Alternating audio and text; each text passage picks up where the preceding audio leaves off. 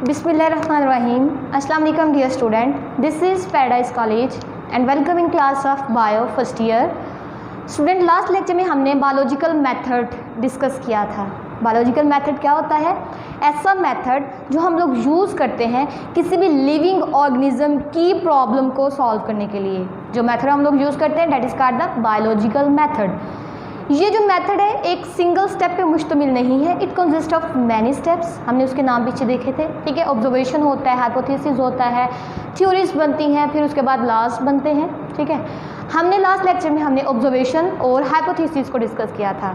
Hypothesis क्या था? एक टेंटेटिव स्टेटमेंट होती है। क्या होती है ये? ऐसी स्टेटमेंट जो ट्रू भी हो सकती है और फॉल्स भी हो सकती है। टेंटेटिव को हम लोग कहते हैं फर्जी राय देना, ठीक है। तो जो हमने राय पेश की है, हमें नहीं पता वो ठीक है या नहीं है, हमने अपने मुताबिक वो दी है, ठीक है। तो वो ट्रू भी हो सकती है और फॉल्स भी हो सकती है। कैसे पता चलता है ट्रू है या false? With the help of many experiments. बहुत ज़्यादा टेस्ट करते हैं हम लोग, एक्सपेरिमेंट्स करते हैं, फिर हमें पता चलता है ये जो हमने स्टेटमेंट दी है वो ठीक है या नहीं, ठीक है। तो ये स्टेटमेंट जो सी बेसिकली हमने बताया था, दो वे से हम लोग देते हैं, डिडक्टिव और इंडक्टिव वे से हम लोग हाइपोथेसिस बनाते हैं। हमने पीछे डिस्कस कर दिया था इनको। कहते हैं इसके अलावा और भी वेज हैं जिससे हम लोग क्या करते हैं, हाइपोथेसिस वगैरह बना सकते हैं, ठीक है। Other ways for the formulation of hypothesis. Other ways कौन से हैं हाइपोथेसिस को बनाने के लिए? सबसे पहले हम लोग बात करते हैं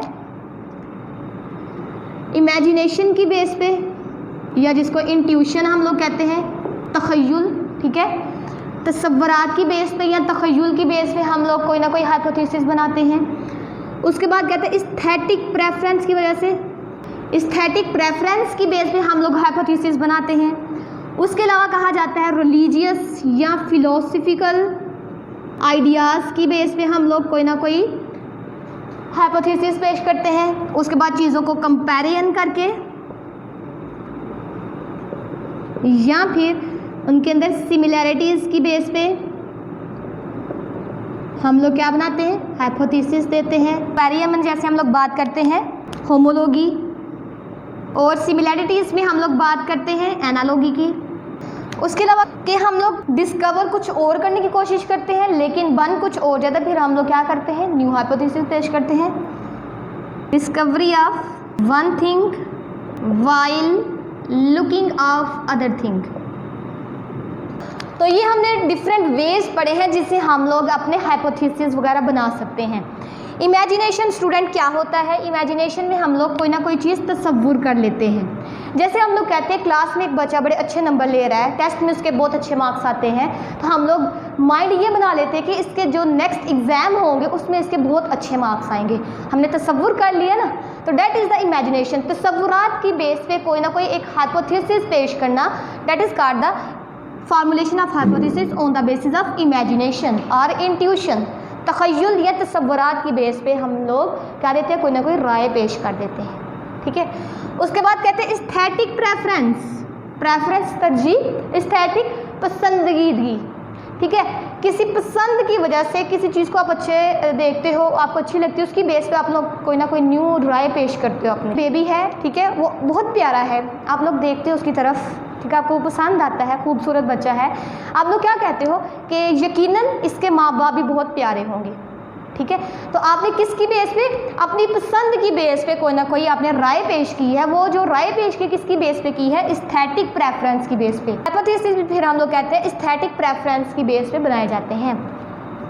रिलीजियस या फिलोसफिकल आइडियाज़ की बेस पे भी हम लोग जो अपने हाइपोथेसिस पेश करते हैं। जैसे तो स्टूडेंट हमारी जो वर्ल्ड है, हमारी जो ज़मीन है, ठीक है, अर्थ, वहाँ पे डिफरेंट मज़हब से लोग ताल्लुक़ रखते हैं, ठीक है। तो हर एक की अपनी अपनी राय है। जैसे हम लोग कहते हैं कुरान में मुसलमानों का ये बिलीफ है कि उन्हें अल्लाह ताला ने पैदा किया है। उसके अलावा कहा जाता है, कुरान में ये लिखा गया है कि इंसान को एक खून के लोथरे से पैदा किया गया है। बाद में जब उस पर एक्सपेरिमेंट हुए, एम्ब्रियो वगैरह किस तरह बनता है, तो उसमें देखा गया कि वाकई ही जो इंसान है वो एक खून के लोथरे से बना हुआ है, ठीक है। तो फिर हम लोग कहते हैं रिलीजियस आइडियाज़ की बेस पे भी हम लोग क्या देते हैं, हाइपोथेसिस वगैरह बना देते हैं। अब फर्दर वो हाइपोथेसिस पे टेस्ट करते हैं कि आया वो हाइपोथेसिस ठीक है या गलत है, फिर हम लोग उसको बताते हैं। क्लियर? सेकंड देखिए, कंपैरिजन करके ये चीज़ों में सिमिलैरिटीज़ देख के भी हम लोग कहते हैं ये ऐसे है। जैसे हम लोग कहते हैं दो बच्चे बैठ के पढ़ रहे हैं, एक बहुत अच्छे तरीके से पढ़ रहा है, एक जो सा थोड़ा बहुत इधर उधर देख रहा है, हम लोग कहते हैं इन दोनों में से जो बच्चा ज़्यादा फोकस करके पढ़ रहा है वो अच्छे मार्क्स लेगा।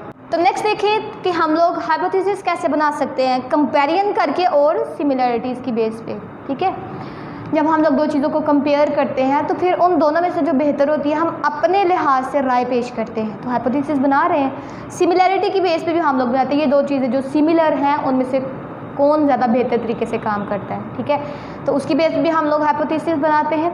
जैसे हम लोग होमोलॉजी देखते हैं कंपैरिजन में। होमोलॉजी क्या होता है स्टूडेंट, इसमें देखते हैं हम लोग, एग्जाम्पल देखें इसकी, व्हेल है, उसके जो फ्रंट वाले फ्लैप में जो बोन्स हैं, जो बोन्स पाई जाती हैं वो सिमिलर होती हैं with the bones of human arm. जो इंसानों का बाजू है उसके अंदर जो बोन्स पाई जाती है वो बिल्कुल सिमिलर होती हैं व्हेल के फ्रंट फ्लैप्स के अंदर जो बोन्स पाई जाती है उनके साथ। लेकिन देखिए दोनों का काम डिफरेंट है, स्ट्रक्चर्स सिमिलर है। ठीक है, इसमें भी बोन्स पाई जाती है, इसमें भी बोन्स पाई जाती है, लेकिन दोनों का फंक्शन डिफरेंट है। स्ट्रक्चर सिमिलर है बट फंक्शन डिफरेंट है, उसको हम लोग क्या कहते हैं, इट इज़ द होमोलॉजी। ठीक है, तो हम लोग कंपेयर कर रहे हैं दो चीज़ों को। ठीक है, तो उनमें से जो बेहतर वाली का उसको हम लोग कोई ना कोई राय दे रहे हैं कि ह्यूमन जो उनकी आर्म है वो ज़्यादा बेहतर तरीके से काम करती है। ठीक है, तो ये हमने एक राय पेश की है दो चीज़ों को कंपेयर करके। तो होमोलॉजी में भी हम लोग क्या करते हैं, दो सिमिलर स्ट्रक्चर्स को देखते हैं लेकिन उनके फंक्शंस आगे डिफरेंट होते हैं, फिर उसकी बेस पे कोई ना कोई हाइपोथेसिस वगैरह बनाते हैं। नेक्स्ट देखिए, सिमिलैरिटी की बेस पे भी हम लोग बना सकते हैं हाइपोथेसिस। जैसे एनालॉगी है, एनालॉगी क्या होता है, स्ट्रक्चर्स, यहाँ पे होमोलॉगी जो सा है हमने बताया ये एनालॉगी होमोलॉगी के बिल्कुल ऑपोजिट है। होमोलॉगी में स्ट्रक्चर्स सेम थी लेकिन उनका फंक्शंस डिफरेंट था। यहाँ पे देखेंगे स्ट्रक्चर्स जो सी होती हैं डिफरेंट होती हैं बट उनका जो फंक्शन होता है सिमिलर होता है। जैसे हम लोग कहते हैं बर्ड्स के विंग है और बटरफ्लाई के विंग्स हैं, उनकी स्ट्रक्चर डिफरेंट है लेकिन दोनों क्या कर रहे हैं, फंक्शन क्या है, दोनों का फ्लाइंग में मदद दे रहे हैं। ठीक है, तो हमने कहा है स्ट्रक्चर्स डिफरेंट है लेकिन उनके फंक्शन जो से सिमिलर है। यहाँ पे होमोलॉगी में देखें तो स्ट्रक्चर सिमिलर है जबकि फंक्शन जो से वो डिफरेंट है। तो सिमिलैरिटी और डिफरेंसेस की बेस पे भी हम लोग फर्दर हाइपोथेसिस वगैरह पेश करते हैं। ये नेक्स्ट देखें, discovery of one thing while looking other thing. Sometime क्या होता है, साइंटिस्ट जो से हैं वो बना कुछ और रहे होते हैं लेकिन एंड पे रिजल्ट उनके एक्सपेक्टेशन से बिल्कुल ऑपोजिट आता है, न्यू चीज़ बन जाती है। तो इस तरह नई चीज़ बन जाती है, नई राय पेश करते हैं, वो अपनी नया हाइपोथेसिस बन जाता है। ठीक है, तो वही बात की गई है, डिस्कवरी दरियाफ्त करना, वन थिंग कोई चीज़, जबकि हम लोग बना कुछ और रहे होते हैं। ठीक है, कि मतलब बात से न्यू बात निकल जाती है, एक बात कर रहे हैं उससे नई बात निकल जाती है। ठीक है, एक चीज़ बना रहे हैं लेकिन उससे वो नहीं बनी लेकिन उसके ऑपोजिट कोई और चीज़ बन जाती है, न्यू हाइपोथेसिस बन जाता है। ठीक है, तो इस तरह हम लोग कहते हैं कि बाई चांस भी चीज़ें या बाई चांस भी न्यू हाइपोथेसिस बन जाती है। क्लियर, तो डिफरेंट वेज हैं जिससे हम लोगों ने क्या बनाए हैं, हाइपोथेसिस वगैरह पेश किए हैं। किन किन से, इमेजिनेशन की बेस पे हमने बनाए हाइपोथेसिस, एस्थेटिक प्रेफरेंस की बेस पे हमने कहा हाइपोथेसिस बनते हैं, रिलीजियस आइडियाज़ की बेस पे भी न्यू जोन से हाइपोथेसिस बनाए जा सकते हैं, कंपेयर और सिमिलैरिटी की बेस पे उनको चीज़ों को कंपेयर या सिमिलर जो उनके अंदर चीज़ें हैं उसकी बेस पे हम लोग क्या करते हैं, हाइपोथेसिस वगैरह बनाते हैं। और नेक्स्ट बाय चांस हाइपोथेसिस भी बन जाते हैं। जैसे आप लोग बात कर रहे हो, डिस्कशन हो रही है तो यूनिक कोई मुनफरिद सी कोई बंदा बात कर दे, ठीक है, कोई अलहदा से हट के कोई इन्फॉर्मेशन दे, तो बाई चांस ही हुआ ना। तो इस तरह के हाइपोथेसिस को भी हम लोग कहते हैं बाई चांस डिस्कवरी होती है। नेक्स्ट देखिए, तो जब हाइपोथेसिस बन जाते हैं फिर हमने कहा नेक्स्ट स्टेप क्या होता है, हाइपोथेसिस को टेस्ट करना है कि ये सही है या नहीं। तो नेक्स्ट स्टेप क्या करते हैं, टेस्टिंग ऑफ हाइपोथेसिस। हाइपोथेसिस को फिर टेस्ट किया जाता है। तो हमें पता है टेस्ट किससे किया जाता है, बाय एक्सपेरिमेंट्स। एक्सपेरिमेंट्स करके हम लोग इन हाइपोथेसिस को देखते हैं कि ये ठीक है या गलत है। ठीक है, जो एंड पे रिजल्ट आते हैं अगर वो हाइपोथेसिस को सपोर्ट कर रहे हैं तो हम लोग कहते हैं ये हाइपोथेसिस ठीक है जो राय पेश की गई थी। अगर एक्सपेरिमेंट के जो रिजल्ट है वो हाइपोथेसिस के मुताबिक नहीं है, उसको सपोर्ट नहीं कर रहे, तो हम लोग कहते हैं ये हाइपोथेसिस गलत है। ठीक है, तो फिर एक्सपेरिमेंट की बेस पे हम लोग कहते हैं जो हाइपोथेसिस पेश किया गया था वो ट्रू है या फॉल्स है। अगर ट्रू होगा तो उसको दोबारा से टेस्ट किया जाता है, टेस्ट अगेन, उसको दोबारा से टेस्ट किया, दोबारा से एक्सपेरिमेंट किया जाता है, फिर उसको देखा जाता है कि वाकई ये सही है। टेस्ट अगेन एंड अगेन, बहुत दफ़ा उसके हम लोग टेस्ट करते हैं। बार बार टेस्ट करने के बाद भी हाइपोथेसिस के जो ये जो एक्सपेरिमेंट के रिजल्ट आ रहे हैं वो हाइपोथेसिस के मुताबिक ही हैं, देन हम लोग फिर क्या करते हैं, उस हाइपोथेसिस को, उस राय को एक्सेप्ट कर लेते हैं। क्लियर, उसको फिर क्या कर लेते हैं, एक्सेप्ट। ठीक है, तो हाइपोथेसिस कब एक्सेप्ट किया गया है, जब उसको बार बार हमने उसको एक्सपेरिमेंट से उसको टेस्ट किया है। ठीक है, कब वो एक्सेप्ट हुआ, जब बार बार उस पर टेस्ट किए गए हैं, बाद में उसको जाकर कहीं एक्सेप्ट किया जाता है। क्लियर, फिर जब एक्सेप्ट कर लेते हैं तो फिर कहा जाता है इन हाइपोथेसिस से न्यू हाइपोथेसिस भी बनते हैं। जैसे हमने पीछे जिक्र किया था, हमने कहा है कि एक क्लास में बच्चा बड़े अच्छे मार्क्स ले रहा है, हम लोग कहते हैं वो बहुत लायक बच्चा है। ठीक है, ये एक हाइपोथेसिस पेश किया।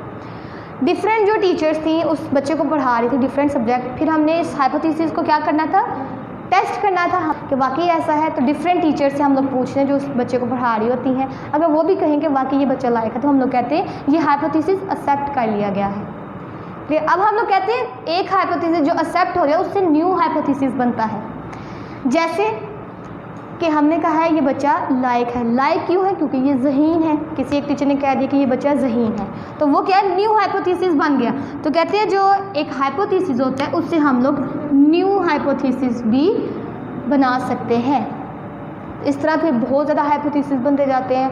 ठीक है, कोई कहता है ये ज़हीन है, कोई कहता है ये फर्माबरदार है, कोई कहता है ये अच्छे मार्क्स ले रहा है, मतलब इस तरह के डिफरेंट जो हाइपोथेसिस आना शुरू हो जाते हैं। ठीक है, तो फिर हमारे पास एक सीरीज़ ऑफ हाइपोथेसिस, सीरीज़ कहते हैं चेन, बहुत ज़्यादा सीरीज़ ऑफ हाइपोथेसिस की आ जाती हैं जिनको टेस्ट किया जाता है और लेकिन वो उसके बावजूद एक्सेप्ट हो जाती हैं, वो फाल्सिफाइड नहीं होती। तो इन सीरीज़ ऑफ हाइपोथेसिस को फिर कहा जाता है, ये क्या है, थ्योरीज बन जाती हैं।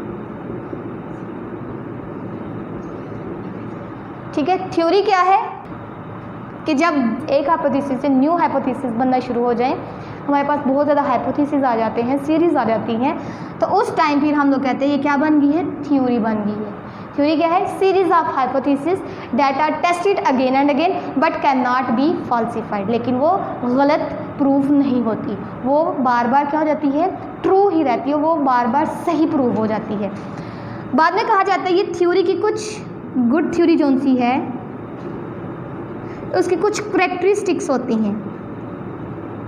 गुड थ्योरी की करेक्टरिस्टिक्स होती हैं, कुछ खूबियाँ होती हैं कि मतलब एक थ्योरी से ये जो थ्योरी है ये प्रोडक्टिव होती है। प्रोडक्टिव होती है मतलब इससे कोई न्यू यूनिक हाइपोथेसिस भी बन सकता है, न्यू एंड डिफरेंट हाइपोथेसिस भी फार्मूलेट किया जा सकता है, बनाया जा सकता है। सेकंड, ये प्रिडिक्टिव होती हैं। प्रिडिक्टिव मतलब ये प्रिडिक्ट करती हैं कि लास्ट पे जो रिज़ल्ट आएंगे वो पहले से अपने आप को बता दे कि इसका रिज़ल्ट क्या आएगा, जो एक्सपेरिमेंट हो रहा है उसका रिज़ल्ट क्या आएगा। ठीक है, तो गुड थ्योरीज जो सी होती हैं वो पहले से पेशन गोई कर देती हैं, प्रिडिक्टिव होती हैं, इनके अंदर एक्सप्लेनेटरी पावर होती है।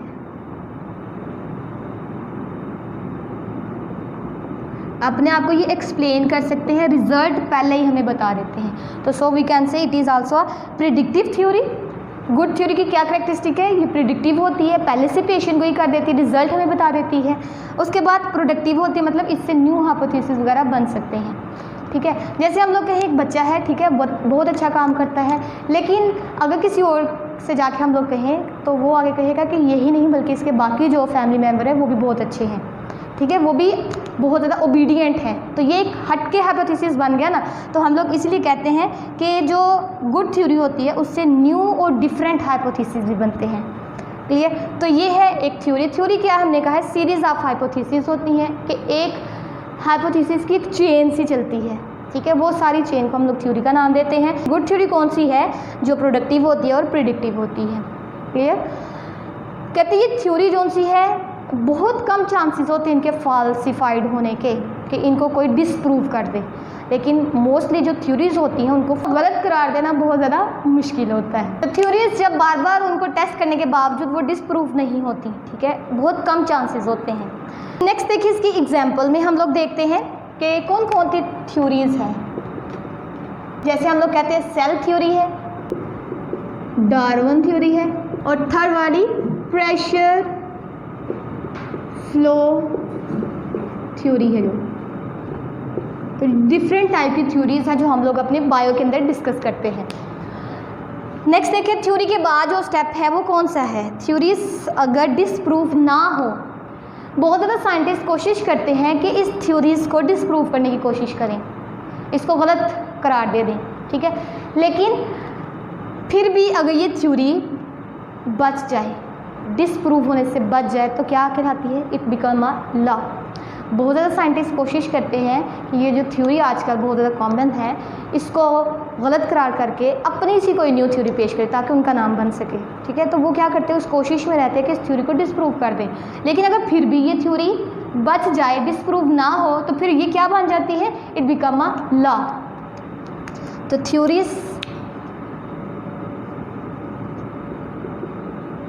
फर्दर फॉल्सिफाइड ना हो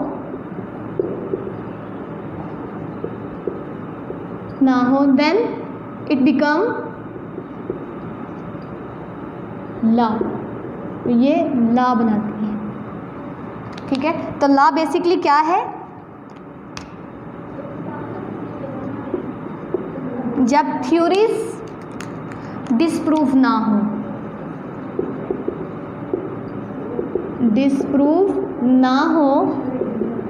can't disprove and supported by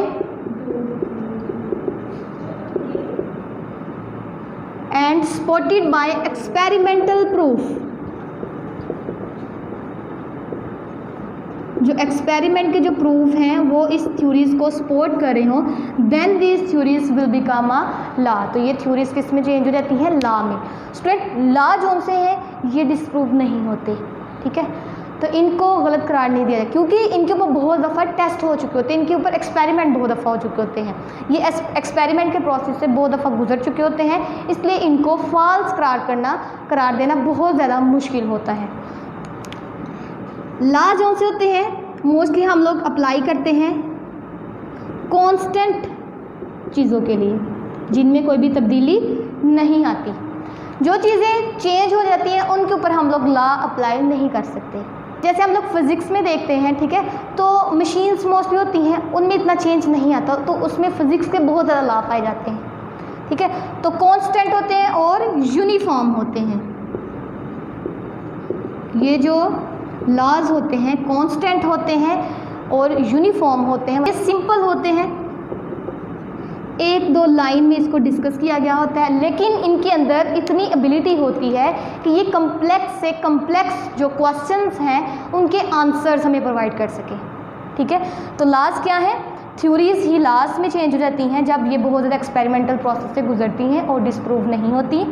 ये कांस्टेंट चीज़ों पे अप्लाई किए जाते हैं, ये यूनिफॉर्म होते हैं और सिंपल होते हैं, उसके बावजूद ये हमें कॉम्प्लेक्स क्वेश्चंस के आंसर प्रोवाइड करते हैं। क्लियर। अब देखिए साइंटिफिक लॉ और बायोलॉजिकल लॉ में क्या डिफरेंस है। बायोलॉजिकल लॉ क्या होता है, ऐसे लॉ जो हम लोग लिविंग ऑर्गेनिज्म पे अप्लाई करते हैं, लेकिन इनका जो नंबर है वो बहुत ज़्यादा कम है। क्यों कम है, क्योंकि लिविंग ऑर्गेनिज्म जो से है, लाइफ जब से ज़मीन के ऊपर इसका ओरिजिन हुआ है, with the passage of time ये चेंज होती जा रही है, एक फॉर्म से दूसरी में, दूसरी से न्यू स्पीशीज़ बनती जा रही हैं। तो इसलिए कहा जाता है कि जो बायोलॉजिकल लॉज हैं हमारे पास बहुत ज़्यादा कम है। क्यों? क्योंकि लाइफ जो सी चेंज होती जाती है। और हमने पीछे बात की है लॉज मोस्टली हम लोग उन चीज़ों पे बनाते हैं, अप्लाई करते हैं जो कांस्टेंट होती हैं, जिनमें चेंज नहीं आता, उनके ऊपर वो लॉज जो से बनते हैं। अगर वो चीज़ें चेंज हो जाएं तो वो लॉ वहीं पे ख़त्म हो जाता है। ठीक है, तो फिर बायोलॉजिकल लॉज उनसे हैं, बायोलॉजिकल लॉज जो हम लोग लिविंग ऑर्गेनिज्म के ऊपर अप्लाई करते हैं, ऑर्गेनिज्म के लिए बनाते हैं, वो बहुत कम है नंबर में, लेस इन नंबर। क्यों? क्योंकि लाइफ जो सी है वो चेंज होती रहती है और चेंज जो चीज़ें होती रहती हैं उनके ऊपर लॉज अप्लाई नहीं होते। एग्जाम्पल जैसे कौन कौन से बायोलॉजिकल लॉ हैं? डार्विन्स लॉ ऑफ इनहेरिटेंस, ये एक लॉ है। उसके अलावा देखें तो हार्टविग-बर्ड्स जो सा है लॉ, ये 2 लॉ है जो बायो के अंदर हम लोग बहुत डिस्कस करते हैं। ठीक है, तो आज का ये लेक्चर जो सा हमारा यहीं पे कंप्लीट हो रहा है, बायोलॉजिकल मेथड यहीं पे ख़त्म हो रहे हैं। नेक्स्ट टॉपिक है हम लोग नेक्स्ट लेक्चर में डिस्कस करेंगे। आज के लिए काफ़ी है, अल्लाह हाफिज़।